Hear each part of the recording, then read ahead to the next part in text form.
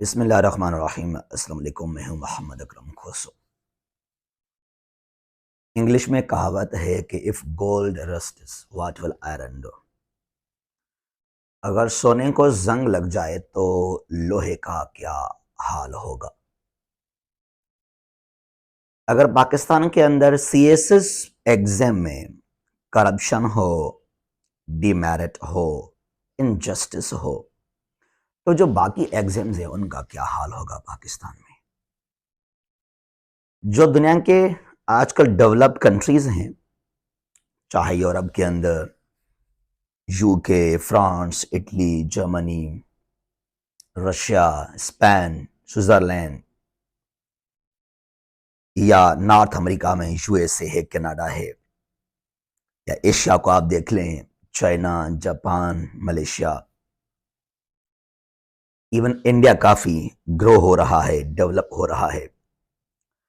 तो जिन कंट्रीज ने तरक्की की है, खुशहाली है वहां पर, तो इसका वजह एक ये भी है कि उनकी जो ब्यूरोक्रेसी है वो बहुत ही स्ट्रांग है, बहुत ही कॉम्पिटेंट है।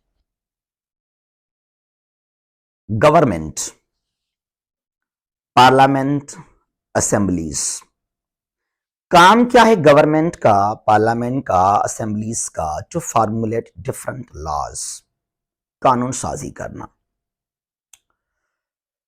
फिर उस कानून को प्रॉपरली एग्जीक्यूट करना, इंप्लीमेंट करना, वो आकर डिपेंड करता है ब्यूरोक्रेसी के ऊपर, जो आपका एडमिनिस्ट्रेशन है।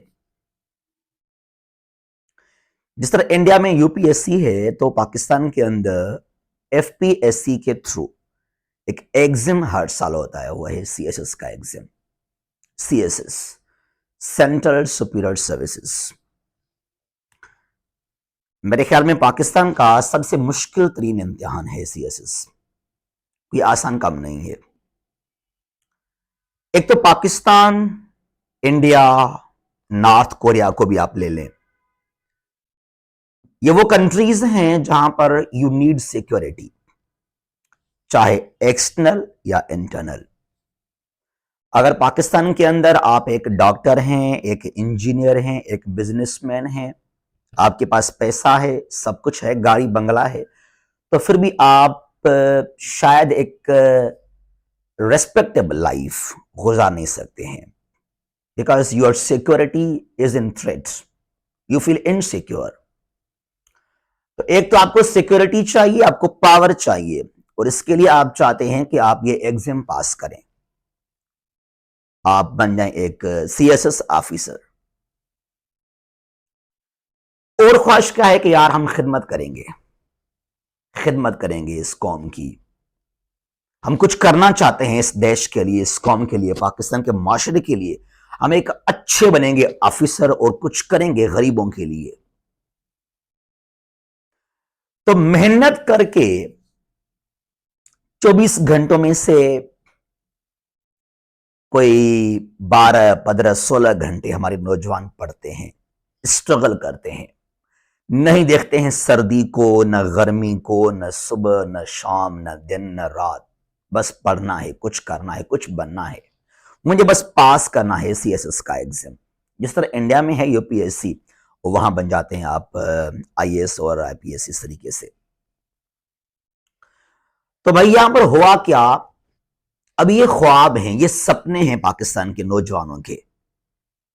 अब इसका वजह एक ये भी है कि जो बाकी एग्जाम्स हैं फेडरल में या प्रोविंशियल लेवल पर, वहां शायद कुछ मेरिट नहीं है, कुछ डीमेरिट है, नहीं लग रहा कि वहां हमारी सिलेक्शन हो जाएगी।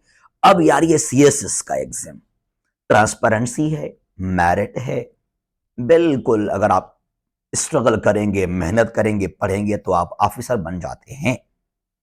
और दोनों चीज, you can serve your country, उसके बाद आपके पास एक पावर भी आ जाएगा, तो माशरे में आपकी फैमिली, आपकी काफी होगी इज्जत वगैरह।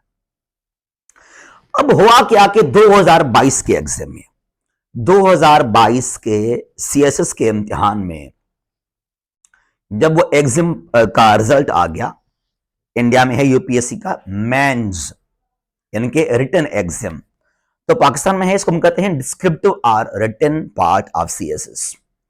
ये बहुत मुश्किल है इसको पास करना, 12 सब्जेक्ट्स हैं उनको पास करना।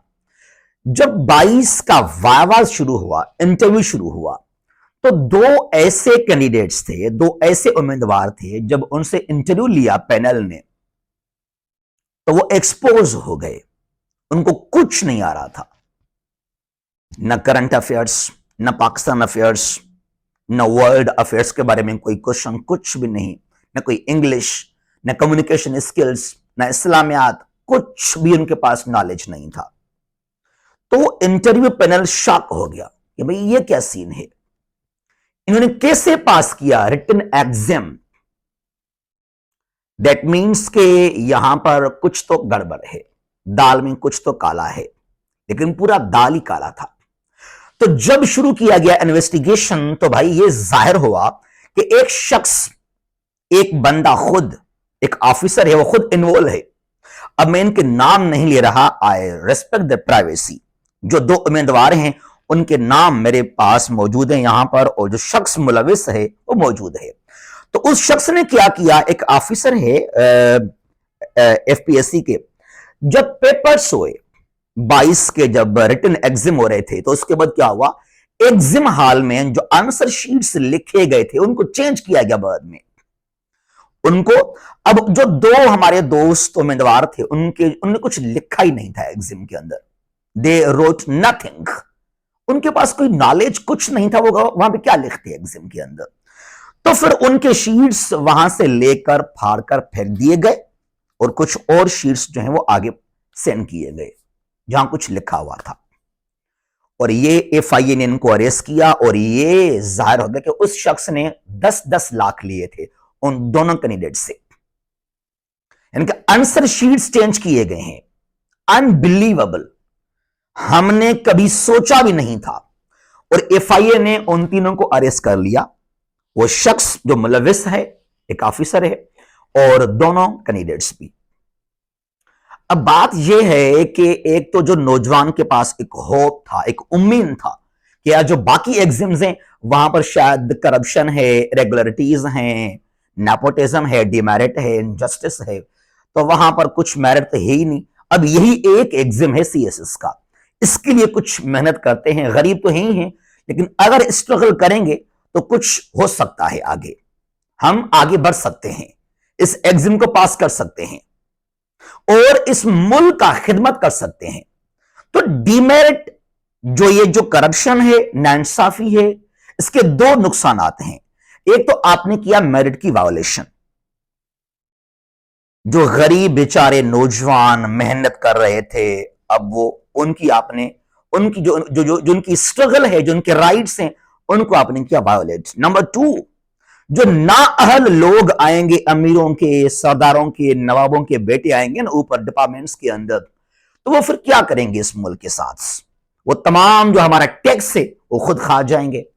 और यही वजह के पाकिस्तान तबाह हो रहा है, बर्बाद हो रहा है। तो ये तो बहुत गलत हुआ, ये तो सामने आ गया, ये तो भाई केस हमने देखे हैं, मीडिया पर सामने आ गए हैं, ये पकड़े गए हैं, एक्सपोज हो गए हैं, तो मैंने देखे हैं। हो सकता है, पॉसिबल है, बहुत सारे और भी यहां पर हो इरेगुलरिटीज, करप्शन, डीमेरिट, जिसके बारे में हमें कोई जानकारी नहीं है। बहरहाल हम उम्मीद करते हैं और हमारी डिमांड है ये कि सख्त यहां पर इस मामले को प्रॉपरली इसका होना चाहिए इन्वेस्टिगेशन, और जो भी यहां पर इन्वॉल्व है उसको सख्त सजा मिलनी चाहिए, ताकि आगे कोई ऐसा वाकया पेश ना हो। जहां भी हैं खुश रहें। अल्लाह हाफिज। पाकिस्तान हमेशा जिंदाबाद।